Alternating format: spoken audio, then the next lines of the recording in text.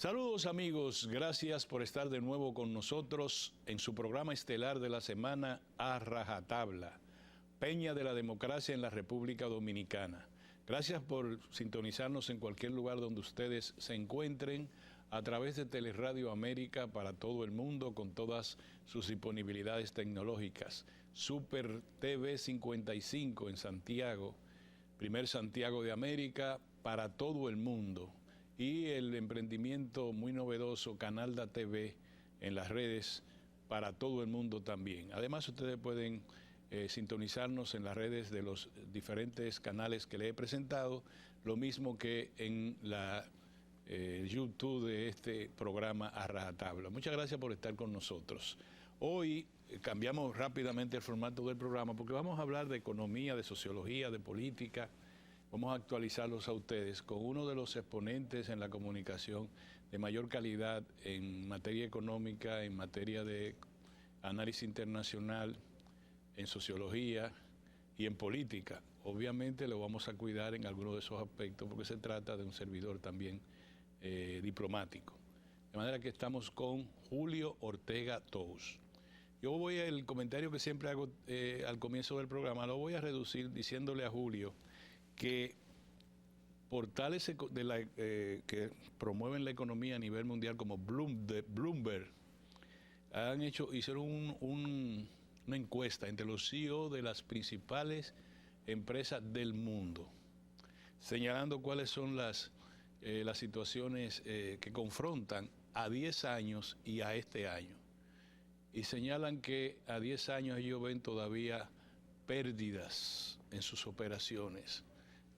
Si el mundo se mantiene en la línea que lleva por 10 años, creen que van a tener serias dificultades financieras. Estamos hablando de que de los grandes bancos, medianos bancos, corporaciones relacionadas con los alimentos, con la farmacéutica, etcétera. Eso te lo voy a poner un planteamiento que te voy a hacer, Julio.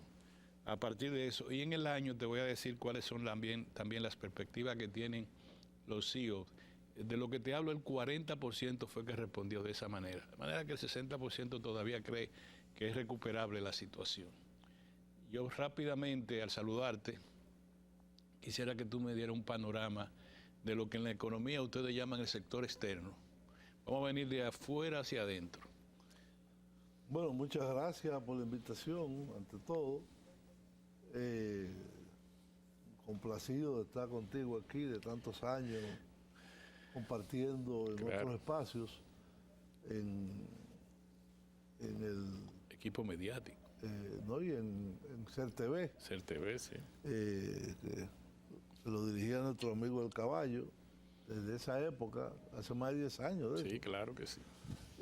Yo con cierta regularidad participaba en sus programas. Y de ahí en adelante, el Diario de Cuatro, etc. Mira, el mundo está enfrentando una transición de un modelo que ha prevalecido por 40 años, el llamado neoliberalismo, a un modelo que progresivamente, por parte de los creadores del modelo neoliberal y globalista, abandona ese globalismo y se mete en una lógica de bloques. Bloques que habían sido superados en el 91, desde antes del 80, 90, 91, 89, con la caída del llamado bloque socialista, a partir del 89, con la caída del muro de Berlín, la unificación de Alemania, la transición a otros regímenes políticos de las llamadas democracias populares del Este y finalmente con la disolución de la Unión Soviética y el desorden que se armó con 15 repúblicas distintas, de las cuales hay una que es la más importante y la más sólida, que es la República Rusa, la Federación Rusa. Paralelamente a esto, las reformas introducidas en China por como le decían, el pequeño timonel, Sí. porque a Mao le decían el gran timonel, Deng Xiaoping, en el sentido de transformar lo que ellos llaman socialismo con características chinas, que es una combinación de propiedad estatal de algunos sectores clave y promover, digamos, la economía de mercado y la economía capitalista en otros sectores. Decía un comentario que escuchaba hoy de un comentarista español que la gran diferencia del modelo soviético al modelo chino fue que el modelo soviético decía, aquí tú tienes salud, tú tienes educación, tú tienes formación profesional, trabajo seguro, pero no te puedes hacer rico. Que el modelo chino fue, no, aquí tú tienes todos estos elementos, pero hágase rico. También.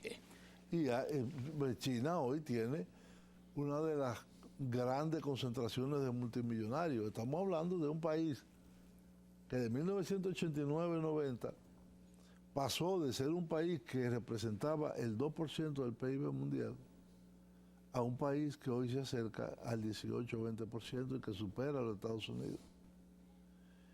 El que está creciendo ahora, el que más está creciendo, 4.5. 5.4, perdón. Eso, el crecimiento del revés, no 4.4, es 5.4. Digo, en los 3 primeros meses creció 4.5. Sí, pero la proyección es 5.4.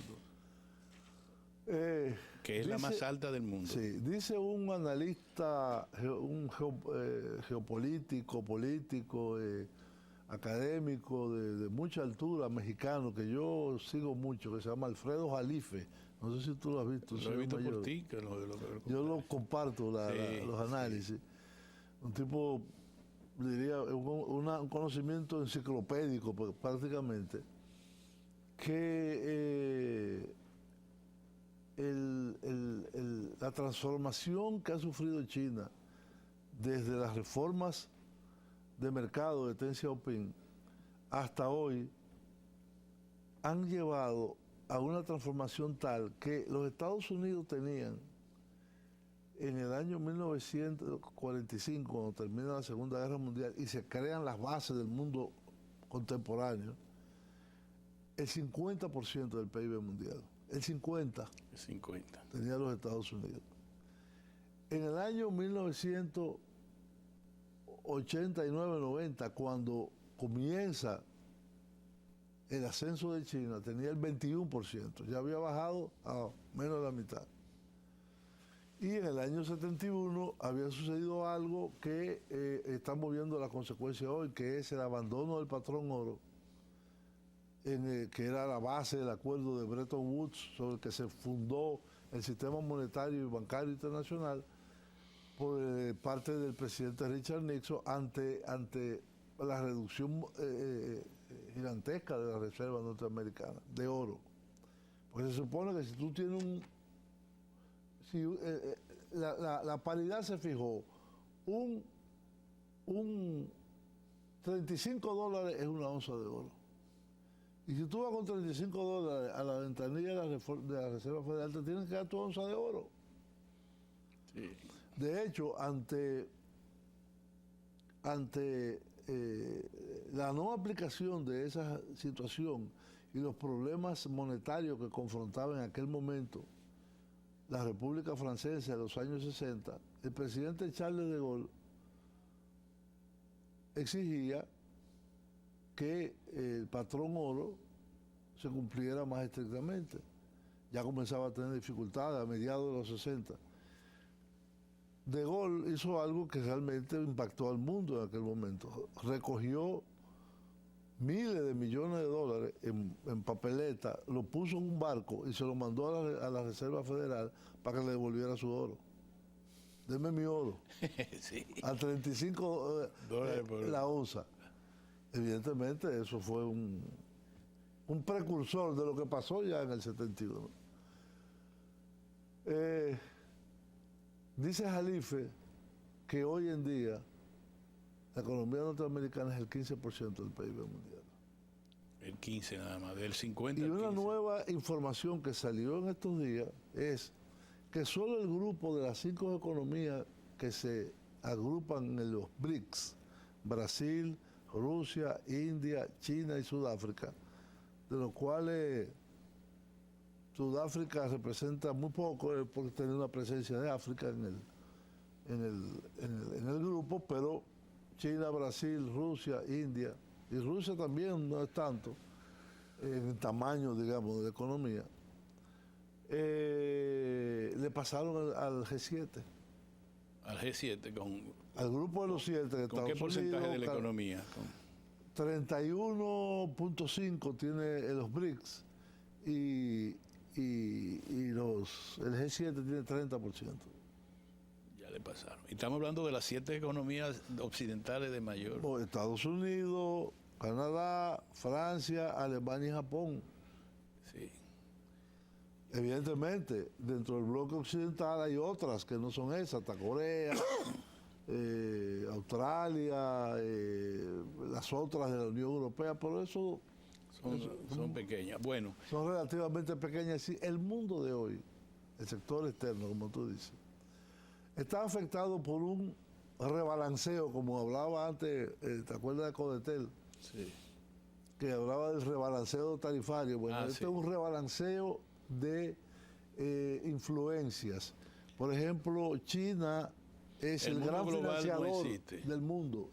El mundo global no existe como tal. Se está desmontando. No que no existe, pero se está desmontando. Se está desmontando. Más prevalecen los bloques ahora. Sí, hoy escuchaba una intervención ayer en el Parlamento Europeo, antes de venir para acá, de Josep Borrell, que es el ministro de Asuntos Exteriores de la Unión Europea, y de Mónica von der Leyen, la presidenta de la Comisión, después de hacer unos viajes que hicieron a China y después de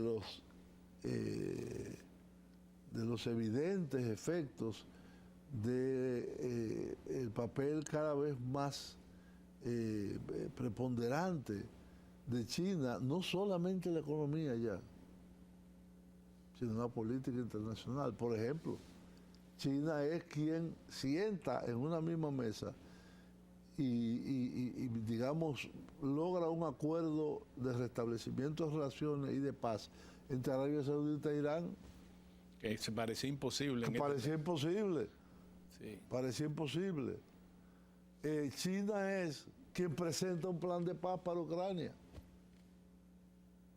Y va y se sienta con Putin de buena forma, conversa y habla por teléfono con Zelensky. Y Zelensky lo invita, no sé si irá, pero probablemente vaya también. Entonces, el mundo de hoy, el entorno está muy signado por la ruptura de la globalización y de los principios del neoliberalismo. Okay. Privatizarlo todo, que todo sea sujeto del comercio global. Ya quienes están en contra de la globalización son las grandes economías que lo promovieron. Y ahora China que lo defiende. Sí, pero eso no ha producido, no se ha reflejado positivamente en el comercio mundial. Hay una disrupción del comercio, pero es una disrupción. Ha crecido el comercio. Ha crecido, pero no es más más justo, no es el comercio más justo. Siguen siendo las grandes economías. Fíjate este dato, a ver si te sirve de reflexión. Los grandes bancos de Estados Unidos y del mundo en sentido general han tenido enorme ganancia, mucho comparada con la que obtuvieron antes de la pandemia, número uno. Sí. Sin embargo, los medianos bancos, las pequeñas instituciones financieras, los grupos de inversión han tenido pérdida o tienen situaciones difíciles a causa del alza en los tipos de interés. Es decir, ganan los grandes, pierden los pequeños. El problema de Occidente, porque no es un problema de los países orientales, es que la respuesta a la pandemia del COVID, que fue una expansión desmedida de los medios de pago sin control. Venga todo el mundo aquí a coger que aquí hay dinero. Un financiamiento de, diríamos, la paz social, entre comillas, ha tenido como consecuencia una inflación que en algunos países pasa el 10%, en Estados Unidos va a pasar, ahora está por debajo del 10%, pero llegó a estar en el 12%. Y en países de Europa Occidental, sobre todo del norte, Polonia, Hungría, Alemania, roza el 20%, lo cual es algo inconcebible. Que en todas las medidas que han tomado entonces lo que han hecho es restringir la oferta monetaria, pero no ha bajado los niveles de inflación. No la ha bajado como se debía haber bajado, por un lado, y por el otro lado ha recesionado la economía. Y sobre todo... Los crecimientos es cero. Sobre todo le llaman ustedes la inflación subyacente, la inflación de los alimentos, de la medicina, del transporte, mucho más alto. En Estados Unidos, por ejemplo, se está sintiendo muy fuerte. Tanto así que puede tener una repercusión política negativa para la administración de Biden ahora en las elecciones. Yo creo que la está teniendo. Fíjate que perdieron el Senado. Perdieron la Cámara de Diputados, perdón. La Cámara de Diputados y empataron en el Senado. Y empataron el Senado, que es mitad y mitad. Sí. Quien desempata es el voto de la vicepresidenta. Okay. Sí, hay empate en votación. Bueno, esta primera parte del programa dimos ese paseo por la geopolítica mundial y ahora cuando retornemos vamos a quedarnos en el patio para analizar la economía, las perspectivas derivadas de la situación económica. Nos vemos en un momento, señores. Estamos en A Rajatabla.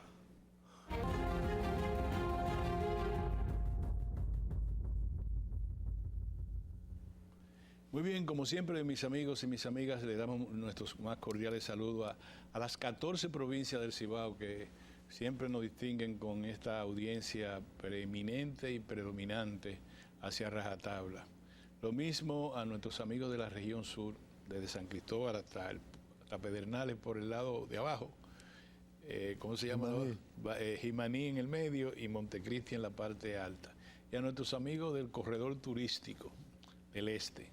También al nordeste, San Francisco de Macorís y toda esa zona por ahí. Gracias por estar con nosotros. Lo mismo que también a nuestros amigos del exterior. Una economía como la de los Estados Unidos, ahí hay casi 3 millones de dominicanos. No es 2 millones, casi 3 millones. Dicho por el censo de los Estados Unidos, no por el censo nuestro. De manera que a ellos también nuestro agradecimiento por estar con nosotros. Yo quiero señalarte para que tú me analice la economía dominicana en este momento, Julio. Yo traía aquí un dato relevante que no quería dejártelo decir. Los CEO, levantadas las encuestas con ellos, te señalan para los próximos dominicanos del mundo. Okay. Lo que pasa es que quisiera que tú reflejaras eso aquí.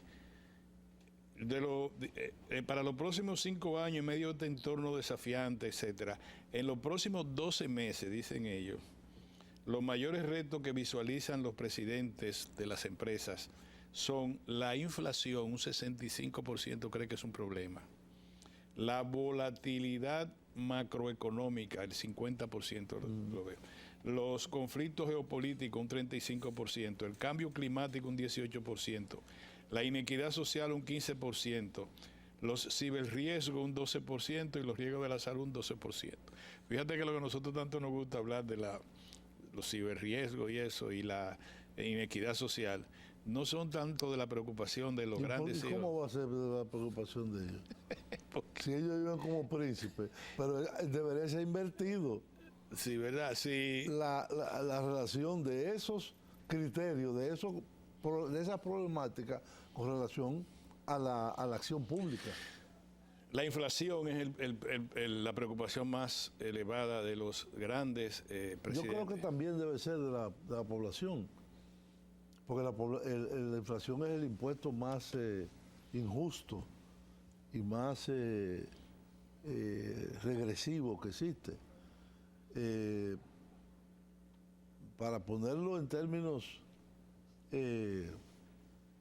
gráficos, la gente sabe cuando va a un supermercado, coge un carrito, antes lo llenaba con 5,000 pesos, hoy con 5,000 pesos no llega ni a la mitad. No.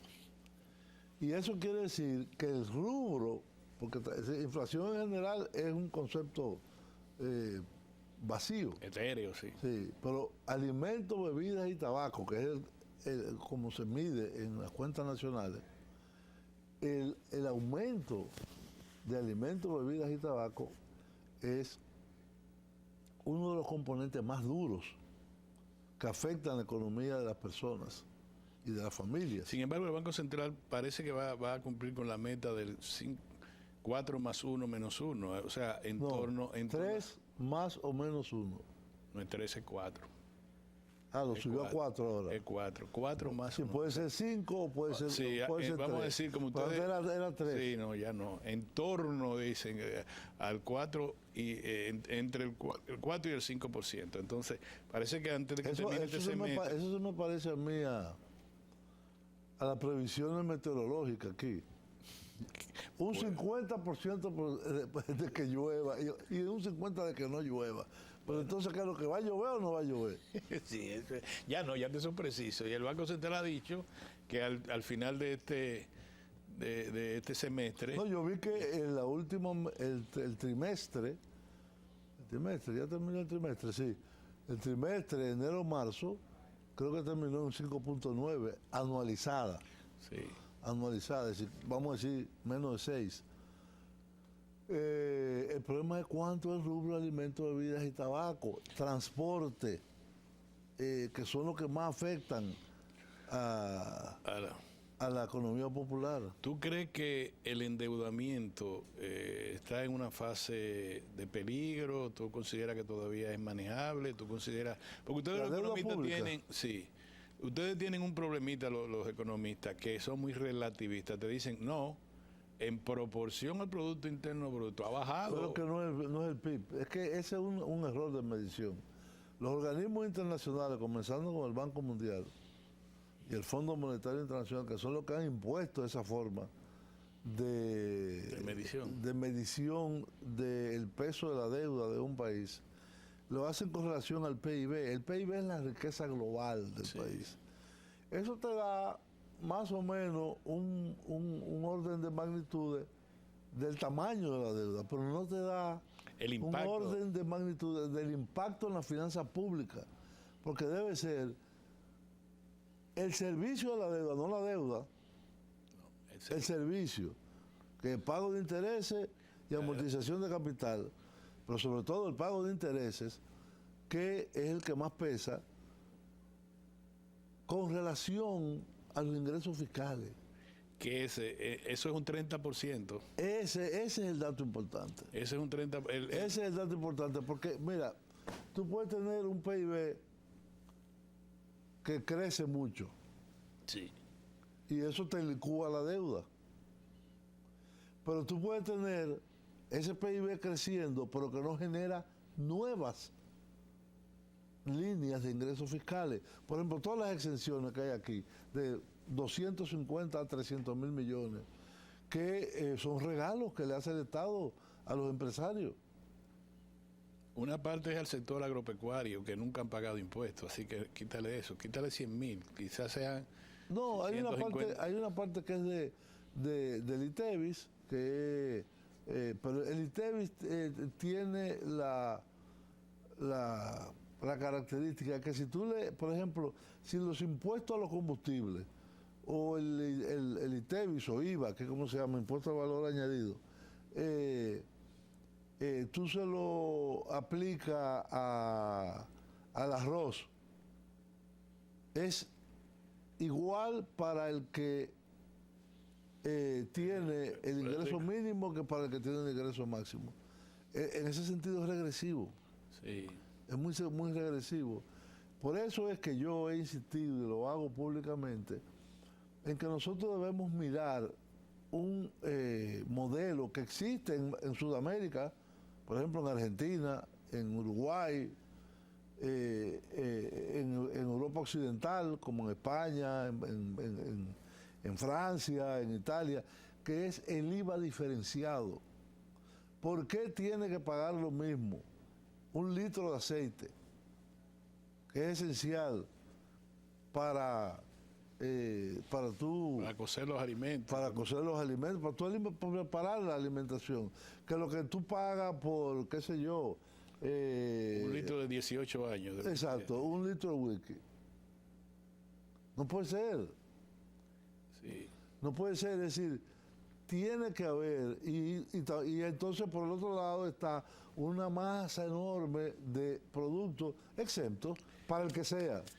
Entonces también los que están en los anaqueles altos de la economía se benefician igual que el que esté abajo, pero también los que están abajo se perjudican más respecto a los impuestos. Yo, por ejemplo, últimamente me ha cogido la manía de ver la cuenta del supermercado, cuántos productos tienen ITEVI y cuántos no tienen. Pero todos los productos, casi el 90%, tienen un ITEVI del 18%. 18% que valga la pena decirlo, se adoptó cuando el presidente Danilo Medina sometió su reforma en el 2012 de manera provisional. Se aumentó de 16 a 18. Pero, como decía un gran pensador político de principios del siglo XX, no hay nada más permanente que las cosas provisionales. Sí. Entonces, ahí se quedó en 18.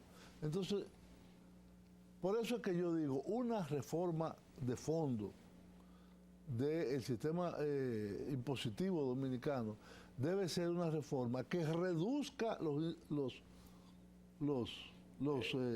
impuestos, ya sea los directos o los indirectos, a los más pobres o a las capas medias también, y que a esa gran o esa pequeña masa de súper ricos lo ponga a pagar impuestos, porque no lo están haciendo, lo evaden de mil formas. Tú te olvidas, Julio, que a lo que tú te refieres son a los donantes electorales. Ya, eso no importa. Eso no importa. Sí importa. Mira cómo en Chile un muchacho de 35 años, sin apoyo en el empresariado, ganó las elecciones. Sí, hubo 3 años de movilización popular. Sí, por eso es lo que hay que hacer aquí. Decenas de muertos. No, decenas no. Sí, pero cada rato en Chile había, en Santiago había unos líos. Ellos quemaban metros y cosas, pero no era tan radical. Ahí están los universitarios que, por cierto, le van a dar a los hijos a los huérfanos de feminicidio, atraco y cosas, tienen una pensión hasta los 18 años, O sea que eso está bien. Lo que te digo, el sistema fiscal debe seriamente considerar, en el caso del ITEVI, en meter una tasa diferenciada por lo menos de 3 o 4 niveles. Un queso de eso, leche de cabra australiana. Mira, no. Es decir, tiene que tener un ITEVI. Alimentos, por ejemplo, acaban de ponerle el ITEVI al 18, al jamón hecho aquí. No debía ser. Acaba de hacerlo una norma de la DGI, hoy salió, ayer. Tú sabes que ese jamón, pero se deriva a todo lo demás, producto, cuidado, porque es un salchichón, eso es, la paz social está en un salchichón, para que lo sepa, Sí, yo en una cosa de vi eso. Jamón, no vi salchichón. pero, para que lo sepa. Pero lo que te digo, los productos alimenticios deben de pagar. Mira, yo te voy a poner el caso de España. En España hay un IVA general, que es el común para todos, que era de, cuando yo estaba casado con una española, era de 15%, de 16, perdón. Lo subieron al 18, y Mariano Rajoy, que hizo su campaña diciendo, no más IVA. Léame los labios, no más IVA, y llegó, ¡pam!, 21.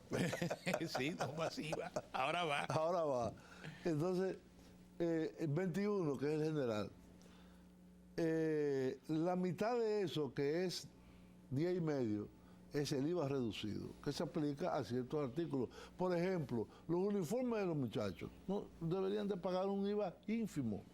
Entonces, reducido, uno que es ínfimo, que es era de un 3 cuando yo me recuerdo, y por ejemplo ese reducido lo pagan la restauración, que es un problema muy serio para el turismo.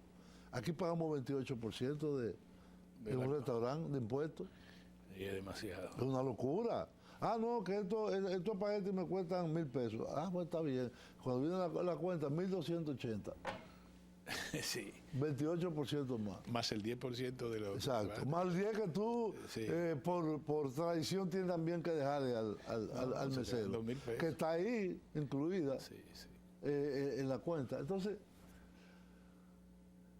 la alimentación, la ropa, sobre todo de niños, el calzado, los materiales educativos que ahora no pagan, tú tienes que transformar eso en un sistema de IVA o ITEVI diferenciado, uno que sea muy pequeñito, de un Y otro muy 3%, y un cuarto, bajar el de 18 actual al 15 o 16 que era, ajustarlo a la baja y meter a los productos de lujo y de consumo conspicuo un IVA más ¿Usted alto. está de acuerdo con la sugerencia del Fondo Monetario Internacional de que se aplique ahora una reforma que se incrementen los impuestos? Eso es... No es que se incrementen, es que ese es el error.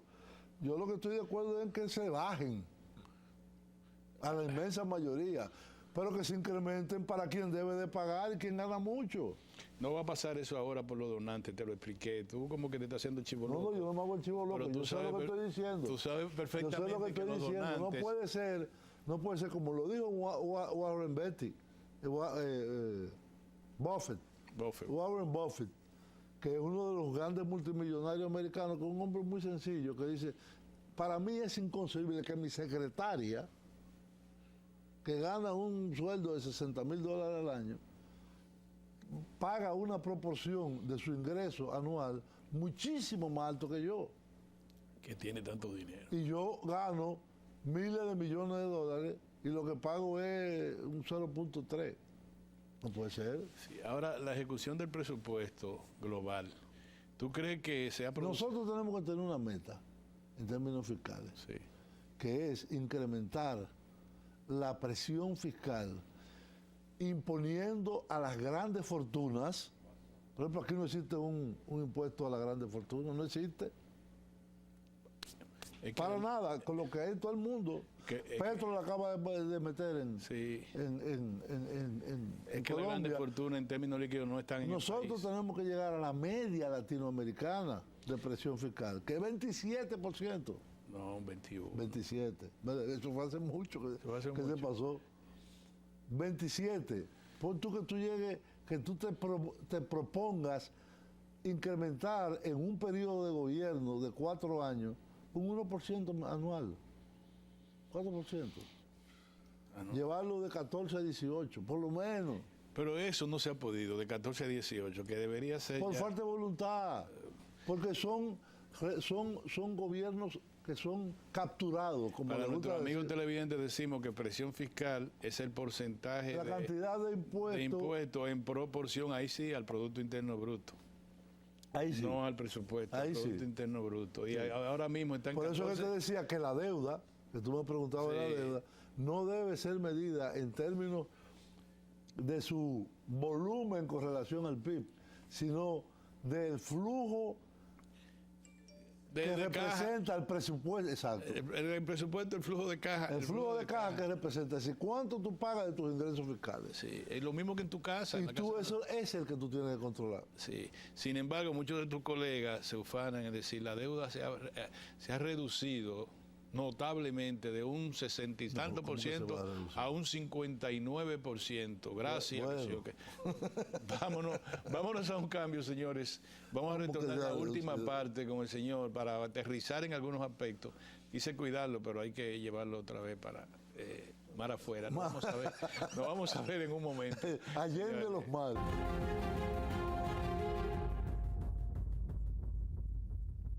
Muy bien, mis amigos, gracias por mantenerse con nosotros. Este se ha convertido en un programa muy educativo en el ámbito de geopolítica y en el ámbito de economía internacional y también local. de economía local. Ahora vamos a aterrizar un poco en algunos aspectos. Yo quisiera hablar con Julio, a quien me honra a mí de tener una amistad de larga data con él y además de trabajo conjunto en muchos aspectos de la vida profesional. Siempre él y yo nos hemos preocupado por la redistribución del ingreso. Julio es un profesional que hace muchísimo tiempo saltó al estrellato, en términos también financieros a veces,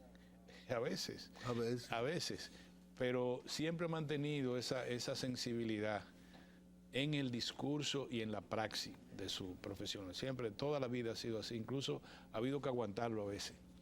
Y yo que le pregunto ahora, en los últimos años, ¿qué es eso de redistribución del ingreso? Cuando te voy a dar un dato.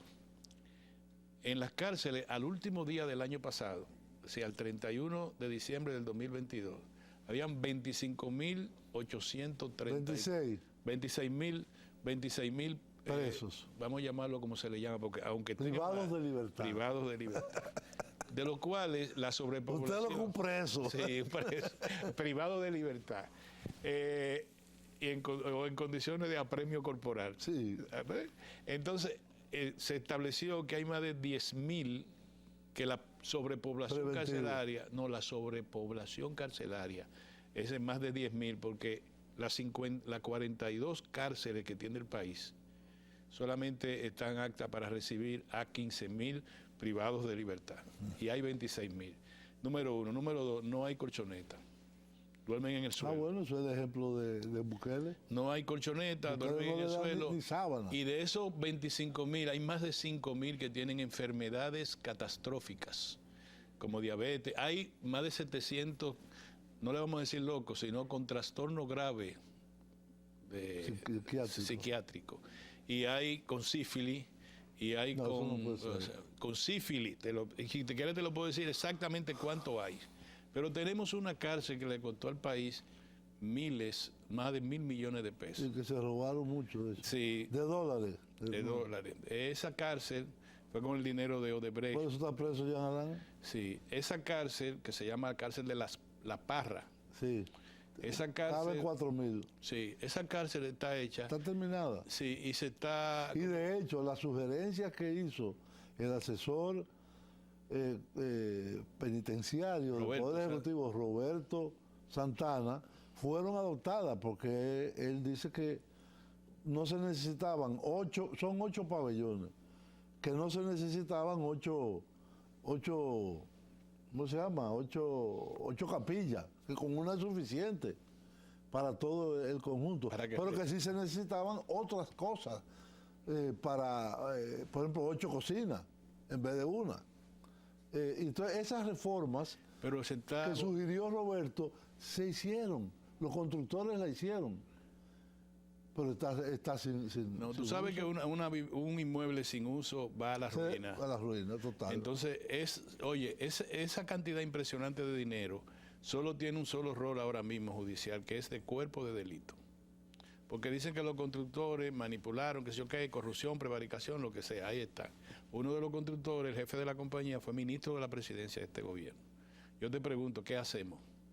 ¿Tú crees que eso es redistribuir el ingreso? ¿Tú crees que eso es justicia social? Yo pienso que eso, personalmente, yo no soy ni del área judicial, ni del área del gobierno, de decisiones políticas del gobierno, ni del área del Ministerio Público, que tú conoces mejor que yo, pero yo entiendo que por la racionalidad económica y social, ese centro penitenciario debe ser usado, debe ser puesto.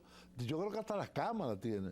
Sí, todo estaba para evitarse ya, y no, porque sin que el CODIA haya dicho un certificado de decir, eso CODIA, no sirve. Eso es peligro, eso se puede derrumbar y matar. Parece que se hizo en un pantano, una cosa extraña. Sí, pero no hay una certificación. ¿Qué hacemos ahora? ¿Lo derrumbamos? No. ¿Derribamos eso? No. Entonces, yo creo que la racionalidad... Ahora se va a dedicar a hacer un Ministerio de Justicia, que es el que se va a encargar de eso, no la Procuraduría General, que es un error. Lo cual yo veo bien, de que se separen esas funciones administrativas, pero es que eso hay que aprovecharlo, eso no se puede, con una situación de la población carcelaria como la que tú describes. Y tengo entendido que en cada celda hay cuatro, Cuatro camarotes, cuatro. sí, cuatro, 4 pisos, sí, de cama. no, 4 personas caben. Y que tienen baño y que tienen... Es decir, señores, pero ¿cómo con el hacinamiento que hay aquí? Por ejemplo, la Victoria debe ser demolida. Sí, eso es terrible. Eso no, eso ¿Cuánto hay en la Victoria? la Victoria tiene un 70% de hacinamiento. 70%. Es decir, debían haber 30 y hay 100. Eso te da una idea. Ahora yo te voy a poner otro, porque ustedes los economistas se manejan con sus cifras, No, se yo ven bonitos. no. Te Estoy, voy a poner algo de para... acuerdo con que se ponga en operación cuanto antes. Ok.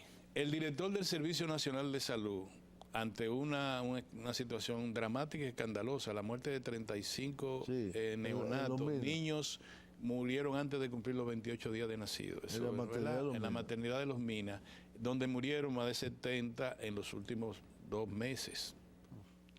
Para que lo tenga en cuenta. Entonces dice él, cuando vota ya se resolvió porque votaron al director y votaron a la directora de ese departamento. Y dice, no, pero ha bajado la mortalidad neonatal. Nosotros la recibimos en 20% y está en 17%. ¿Tú sabes cuál es la media de América Latina? 9%. Sí. Entonces, ¿tú crees que nosotros nos debemos conformar con que estemos en 17% cuando en el mismo 2022 se Nosotros debemos de tener como, en inglés se dice benchmark, es decir, como modelo a alcanzar a Cuba, que tiene 5. 5. Sí, en eso Más bajo que los Estados Unidos. Eso lo podemos alcanzar. Otra cosa no te vayas por ahí mucho demasiado. No. Ese, sí. La mortalidad materno infantil. Sí. Entonces yo te digo, ¿cómo? A veces uno se molesta, no es por nada, es que tú no me puedes decir que eso es un gran avance.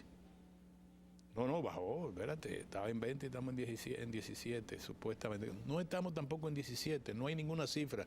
UNICEF, que es la que te oficializa las estadísticas, no te ha dicho eso. En un momento de situaciones difíciles, tú no le puedes decir a la gente, sí, pero espérate, murieron 35, pero vamos bajando. Sí, bueno, yo vi inclusive que la Cámara de Diputados formó una comisión a propuesta del diputado José Horacio Rodríguez, una comisión de investigación para determinar, porque ese es un rol del Poder Legislativo, investigar las situaciones. El Poder Legislativo fiscaliza lo que entienda que sea fiscalizable. Y yo creo que esa es una situación realmente Mira, dramática. Por tus funciones diplomáticas, solamente te voy a preguntar, porque entiendo que no debes emitir juicio de valor en algo que es de tu escritorio también. ¿La situación de la crisis de Haití mejora, empeora o está igual? Las 3. Tú tienes cada cosa. ¿Cómo vas a hacer las 3? Una es excluyente de la otra. La situación de Haití realmente, primero es, yo estoy viendo una pantalla allá al fondo que tiene unos pedazos en negro, como un hoyo negro. Sí. Así es. Así es la... Eso no es una expresión racista. No por el color de la gente, sino bien. el black hole, que Sí. se llama en astronomía. Pero yo creo que los grandes responsables de la situación de Haití son, con nombre y apellido, los Estados Unidos, Canadá y Francia. Y no hacen nada. No hacen nada por realmente atender, óyeme, la población de Haití, que es más o menos igual que la nuestra, 11 millones, give and take, como dicen en inglés. La mitad está al borde de la inanición.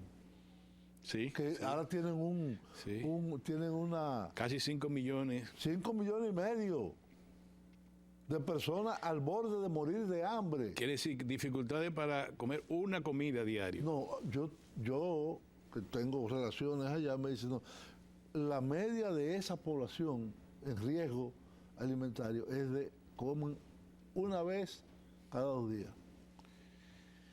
Dios mío. Entonces, hay cólera, volvió a resurgir el cólera. Sí. El secuestro nacional de las bandas de delincuentes Es una industria. pero que la financian son los grandes. Salió que hasta el gobierno dominicano sancionó, y el gobierno de Estados Unidos, y el gobierno... Pero eso no es cuestión de sanciones. Eso es incáutale todos sus haberes. Hay uno que lo dejaron fuera, pero no te meten. Sí, yo sé que lo dejaron fuera uno. Aquí. Pero... Porque ¿qué vamos a hacer con todas las estaciones de gasolina si no, la cerramos? El Estado la coge. El Estado. Tú sabes que me alegro no haber tratado, fue a propósito, se lo digo ahora, no haber tratado contigo el tema haitiano, porque yo sé, te iba a ir demasiado lejos. Pero Haití no es un problema para nosotros. Haití es un desafío. Un desafío de humanidad, es un desafío de oportunidades en cooperación. Tú sabes que de los 391.6 kilómetros de frontera, 391.6, sí, exactamente. De esos 391, la mitad, 150, son ríos. Son ríos. Ríos importantes. Sí. Como el Pedernales, el Artibonito es el río más grande de la isla, con todos sus afluentes, y el Dajabón o Masacre. Bueno, ahí hay que hacer una acción urgente, no solamente de conservación, que es lo más importante. El Masacre lo están masacrando. Sí. Lo están masacrando, sacándole materiales, haciéndole de todo. Nosotros necesitamos coordinar con ellos y con los donantes internacionales para ir no solamente a salvarlos, sino sacarle provecho. Sino sacarle provecho. Claro que sí. Por ejemplo, el Valle de San Juan, que es un valle súper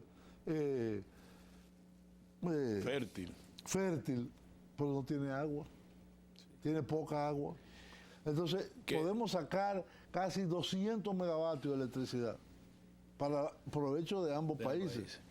Muy bien, tú has hablado de la cooperación. Mire, ese tema lo vamos a tratar, porque yo digo que se podía. Yo pensé que no, por eso al final te dice esa pregunta, a ver, y mira por dónde te fuiste, con tantas noticias útiles que nos da. Gracias, Julio, por este programa.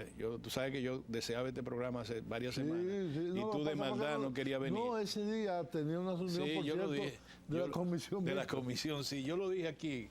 Y por eso, siempre yo acabo con los invitados que no vienen, le digo de todo, lo malo que pueda, pero contigo hablé bien. Gracias, señores, por estar con nosotros en A Rajatabla. Yo pienso que ha sido un gran programa. Lo vamos a tener durante el curso de toda esta semana con ustedes, este programa difundido en diversos medios.